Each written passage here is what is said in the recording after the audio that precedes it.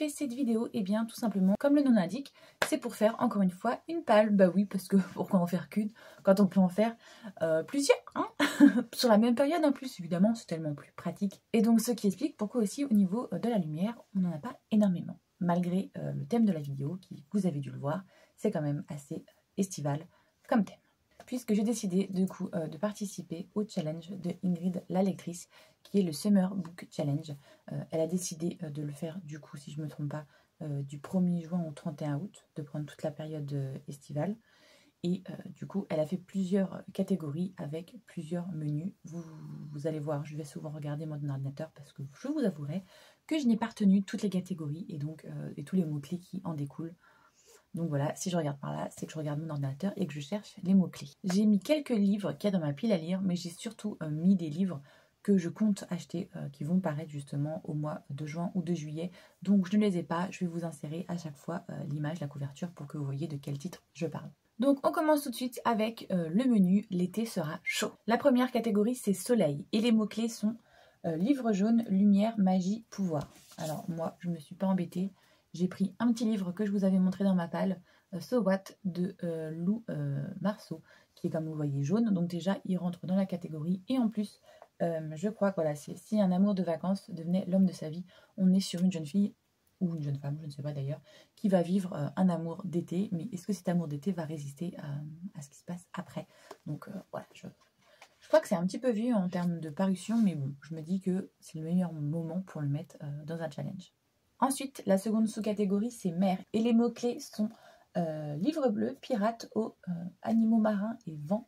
Alors, vous avouerez que, déjà, en ayant fait la palle du Magicarium Book Challenge, tout ce qui est maritime et tout, d'un moment, il faut arrêter. Hein, j'en ai pas tant que ça. Donc, je suis plutôt partie sur un livre bleu. Et en l'occurrence, eh bien, j'ai pris Pas trop fan de toi, de Kristen Rivers. On est sur une romance, je crois, entre une star hollywoodienne et une personne plutôt lambda. Donc voilà, je vais voir ce que ça dit. Je vous avouerai que je ne me suis pas trop attardée dessus. Mais bon, vu que je l'ai, ça serait bien qu'il dégage de ma palle. Donc je le mets dans cette catégorie-là. Ensuite, elle a mis la catégorie glace. Et là, les mots-clés sont livre qui vous fait penser à l'hiver, neige, froid, blanc, gourmandise.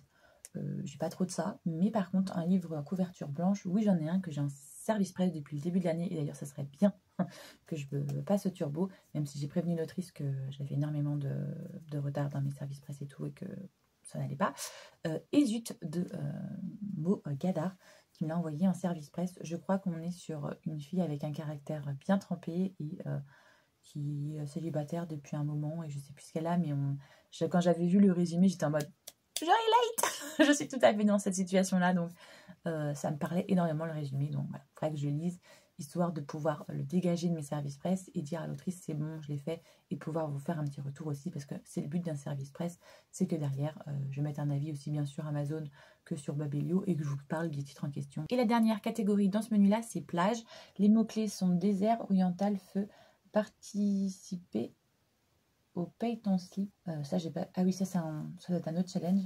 Je vous avouerai que bah, du coup, j'ai mis un titre, mais j'ai eu des retours et je me demande si je vais pas devoir inverser des titres de place. J'avais mis The Wind Weaver, que je n'ai pas encore, mais que je compte bien lire et acquérir. Parce que, eh bien, il y avait un phénix sur la couverture et tout. Donc, je me suis dit, bon, allez, il va y avoir un truc avec la magie, l'élémentaire du feu, peut-être l'un désert et tout.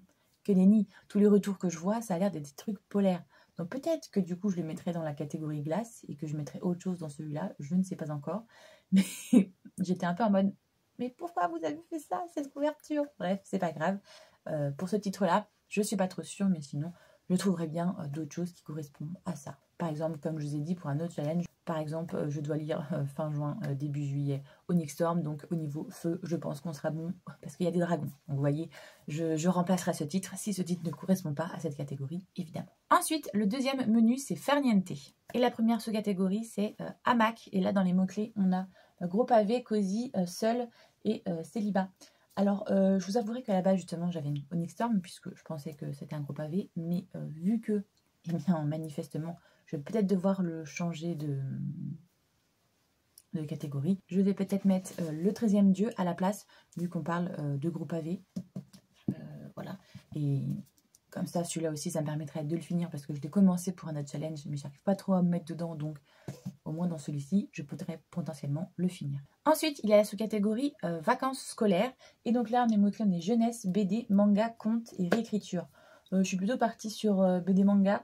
Je vais mettre un webtoon Untouchable Lady, le tome 3 qui va sortir au mois de juin. À peine reçu, je vais le lire, comme ça me validera cette catégorie très rapidement. Pour le résumé, on est sur l'histoire d'une jeune femme qui a un pouvoir. En fait, on a un royaume qui est divisé en 4 familles qui ont des pouvoirs un peu élémentaires, de la glace, des ténèbres, des plantes, et je sais plus c'est quoi la dernière.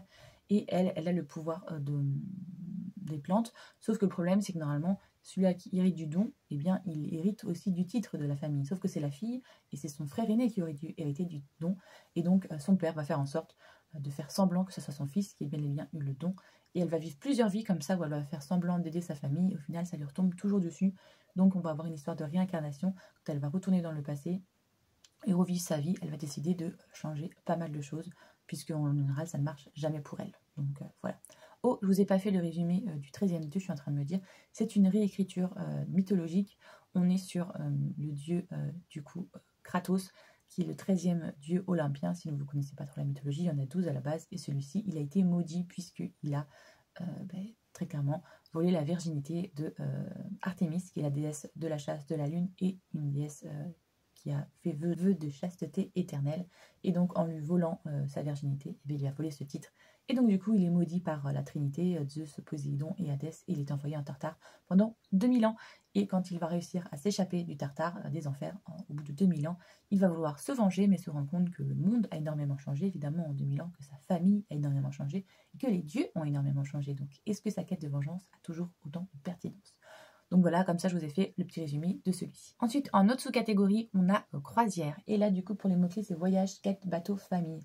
Je suis partie sur le titre Father, I Don't Want This Marriage, aussi un webtoon, un manga que je vais avoir au mois de juin.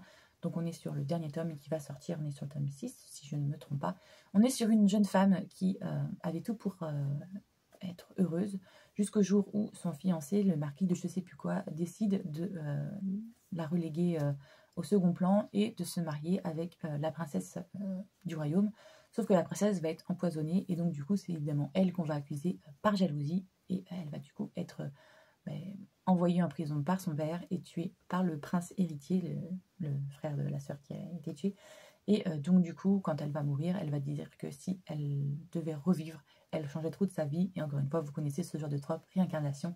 Elle va remonter genre 15 ans plus tôt, et du coup, ou 10 ans plus tôt, je ne sais plus. Et elle va décider de changer justement toutes les interactions. Elle va rompre ses fiançailles directement avec le gars, comme ça elle sait que voilà, il n'y aura pas de risque qu'on l'accuse d'empoisonner sa future compagne. Elle va se lier d'amitié avec un gars qui est le disciple de son père, et que petit à petit on va avoir une romance qui va s'installer entre eux, et on va avoir aussi la relation avec son père qui va être diamétralement opposée par rapport à sa première vie. Donc voilà, on a ce genre de trope. La dernière sous-catégorie pour ce menu, c'est sieste, et donc on est sur un livre qui te fait le plus envie ou le plus court de ta palle. Je vous avoue que je suis partie sur... Alors c'est peut-être pas exactement le plus court, mais c'est un des moins gros, donc je me dis, voilà. En plus, on sera sur le mois de la Pride, donc c'est parfait. Girl Pride et Préjudice. Donc on est sur une romance FF entre deux femmes, du coup, entre une écrivaine et une autrice qui vont devoir... en gros, il y a une éditrice qui dit à son écrivaine que... son autrice, pardon, qu'elle voudrait la faire changer de genre et tout, mais elle, ça ne lui convient pas, et donc elles vont faire une espèce de World Camp pour essayer de voir si leur relation peut s'apaiser et en même temps ressortir la créativité de l'autrice, mais en même temps une romance va pointer le bout de son nez, donc c'est parfait pour le mois de la fierté. Troisième menu, il s'appelle Festif, et la première sous-catégorie c'est Feu d'artifice. Couverture colorée, feel good et science-fiction. Moi j'ai mis un manga, je vais mettre Oni Lemon Soda, qui sera le tome 9, je crois, qui va sortir. Voilà, je mets ça parce que couverture très colorée, manga très facile à lire, très rapide, et ça pourra me valider le challenge. On est sur l'histoire d'une jeune fille qui se faisait harceler au collège, et que quand elle va passer au lycée, elle va avoir le choix entre aller dans un lycée très snob, très élitiste, mais en même temps qui correspond à ses capacités, ou alors aller dans un lycée un petit peu plus bas de gamme, mais où potentiellement elle va pouvoir retrouver un gars qui l'avait aidé justement un jour dans la rue quand elle se faisait harceler. Donc elle se dit, il y a moyen que si j'aille dans ce lycée-là, je retrouve ce gars et potentiellement que je change, voilà, que je devienne amie avec lui et que ma vie change en gros. Et c'est ce qui va se passer, elle va aller dans ce lycée et il va y avoir une relation un petit peu de mentor, protecteur, disciple qui va se mettre en place, mais en même temps une amitié, puis bien sûr, comme c'est une romance, c'est un shoujo, vous vous doutez bien comment ça se poursuit. Après, on a la sous-catégorie regroupement, et là pour les mots-clés, on a roman choral, loup et meute. Je ne pouvais pas passer à côté de ça puisqu'il va y avoir la sortie au mois de mai, et donc du coup, les précommandes sont possibles parce qu'ils vont faire une réimpression. Du clan Bennett, donc le deuxième tome, c'est le chant du corbeau, je crois. Voilà, donc on est sur eh bien, des loups-garous, très clairement. Dans le premier tome, on est sur un jeune homme, Ox, qui est pas trop aimé, très clairement, qui a des capacités assez limitées, et il va rencontrer des nouveaux voisins qui vont débarquer, et il va se lier d'amitié très vite avec eux, avec les Bennett, et en particulier avec un.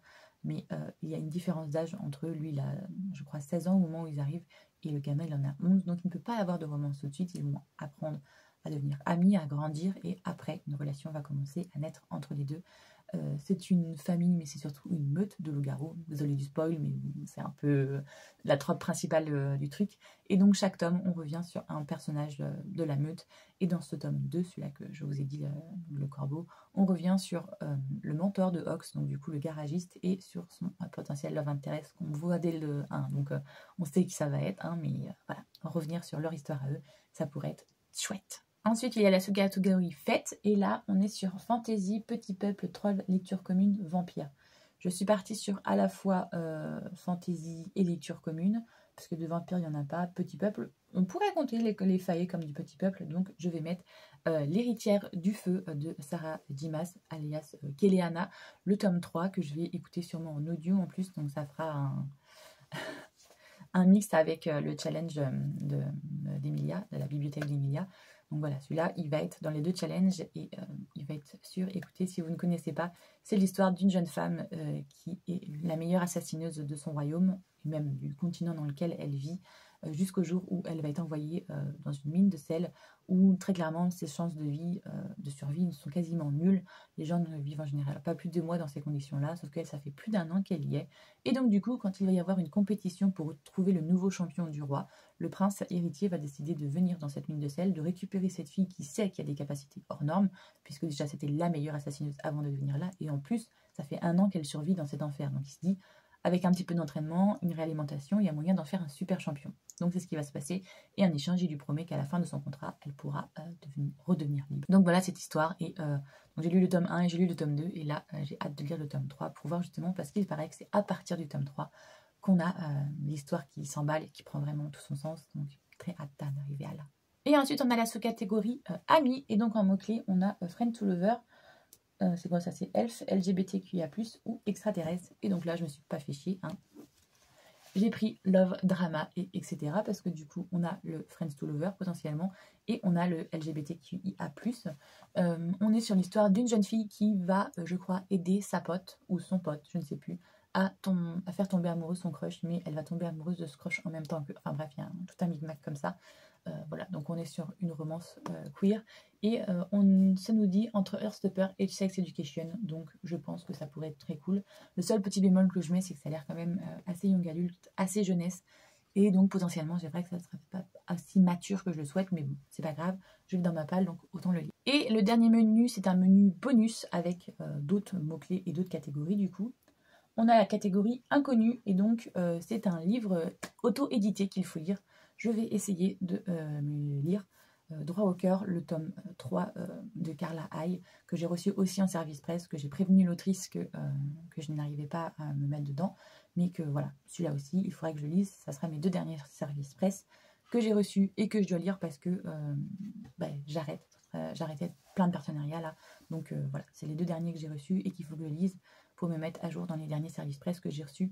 On est sur du coup un tome 3, mais ce sont des tomes indépendants, ce sont des tomes compagnons. À chaque fois, on revient sur un footballeur. Donc dans le premier, on a...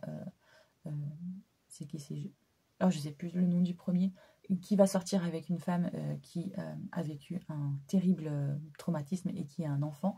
Dans le deuxième, on est sur... je crois qu'on a des problèmes d'addiction. Et le troisième, et c'est un nouveau joueur donc qui vient d'arriver, il a un peu de mal justement à se faire à la nouvelle équipe. Et dans le troisième, on a, je crois que l'attrait principal, c'est le fait que ça soit pas la fille de l'entraîneur ou la fille du meilleur ami, ou voilà, c'est la fille de quelqu'un, et donc du coup, lui, il est intéressé, mais ça va créer des problèmes, je pense. Ensuite, la catégorie suivante, c'est pays, et donc on doit lire un livre d'une auteure ou une autrice française. Je vais essayer de lire Red Falcon, parce que je vais aussi le mettre dans un autre challenge, celui-là que potentiellement on va faire avec Cynthia. Et c'est un de mes objectifs aussi à lire avant le SBL, le Sea Book and Love, puisque je vais rencontrer l'autrice en principe, et aussi au FNR, donc voilà, j'aimerais bien lire celui-là. C'est une romance, ok, je ne sais pas plus de quoi ça parle, mais bon, c'est pas trop la saison pour moi, j'aime bien lire du hockey en général en hiver, mais je me dis de toute manière, il faut que je la lise avant le SBL. Donc, Ensuite, on a la sous-catégorie aussi découverte, et donc là, on est livre coup de cœur de quelqu'un. Et j'ai vu ce livre tourner pas mal autour, et lui aussi, j'aimerais le lire avant le FNR pour rencontrer l'autrice. C'est Ces mots que nous taisons. J'ai vu beaucoup de personnes avoir un énorme coup de cœur dessus. Pas mal le compare à tout ce qui est Grey's Anatomy et tout en série que je regardais, que je dévorais quand j'étais ado. Donc je me dis potentiellement, ça pourrait être chouette. Je crois qu'on est justement sur une histoire de deux personnes qui sont dans le même internat, mais qui ont chacun des traumatismes, et ils s'apprécient pas trop parce qu'ils sont en concurrence, ils sont en compétition, mais en même temps, je pense que justement, il va y avoir des sentiments qui vont se nouer un peu à la Grey's Anatomy. Si vous avez vu la série, vous voyez à peu près dans le genre d'ambiance qu'on est. Et il y a la sous-catégorie aussi, je pense à moi, donc c'est un livre au soleil, le tome 2 d'une saga. Donc là, franchement, quand j'ai vu ça, j'ai foncé direct, j'ai mis Apprentice to the Villain, puisque je vais le recevoir pour mon anniversaire, ça fait partie d'un des cadeaux que je vais recevoir, c'est un tome 2, et celui-là, dès que je vais le recevoir, je vais le poncer, c'est sûr, parce que je veux savoir la suite, au vu du cliffhanger qu'on a à la fin. On est sur l'histoire d'une jeune femme qui va traverser la forêt et tomber sur le vilain du royaume, très clairement, et qui, sans malencontreusement, va le sauver, va l'aider à s'éloigner de la garde royale, et du coup, pour la remercier de son aide, quand il va se rendre compte qu'elle a perdu son travail et qu'elle a une famille à charge, son père qui est malade et sa petite sœur, eh bien le vilain va lui proposer un travail, et donc c'est ce qui va se passer. Et bien cette jeune femme va devenir l'assistante dans le tome 1 du vilain, et très clairement, elle est la RH, hein, elle s'occupe justement elle va dans le château du vilain et elle s'occupe de tout ce qui est planning, paye, enfin c'est les ressources humaines très clairement, elle s'occupe de ça, et elle est en plus son assistante, donc elle aide lui aussi à gérer ses rendez-vous, ses machins, ses trucs. Il y a quelque chose qui se passe à la fin du tome 1, et donc j'ai très hâte de voir Apprentice to the Villain, du coup, voir ce qu'il va arriver de notre protagoniste. J'ai très hâte, c'est vraiment une lecture assez cosy, on n'est pas sur un truc épique et tout, de la high fantasy comme disent certaines, mais on est vraiment sur quelque chose de cosy qui prend son temps, hein, très conte, enfin j'aime beaucoup cette ambiance. Donc voilà, j'ai très hâte de lire. J'espère que cette vidéo vous a plu. Si vous aussi vous comptez participer à ce challenge, n'hésitez pas, on peut en parler aux commentaires des lectures que vous voulez lire. Ou alors s'il y a des lectures dont j'ai parlé que vous avez déjà lues et vous souhaitez m'en parler, il n'y a pas de souci, on peut en discuter en commentaire. Si vous avez aimé la vidéo, évidemment n'hésitez pas à liker, ça aide énormément pour le référencement. Si vous souhaitez voir le reste de mes vidéos, n'hésitez pas à vous abonner. Moi j'espère que tout va bien pour vous, que vous passez de bons moments, que vous faites de bonnes lectures, et je vous fais tout plein de gros bisous.